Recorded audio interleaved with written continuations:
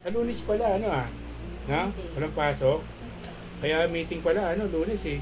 Kasi walang pasok mga estudyante. Duty ka, Jet? Lunes, para diretso tayo tatlo nila ate mo sa ano. Kasi namin lang doon. Ha? Ano daw? Pahinga linggo pa eh. Ano na pahinga ng linggo eh.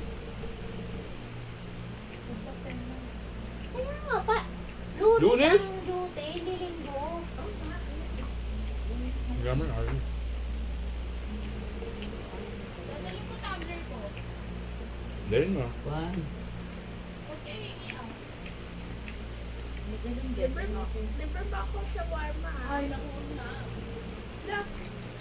Libre mo. Hindi ako pa siomay. Eh, bumili na ako dyan sa Cherry eh. Bili mo ito magbukas yan.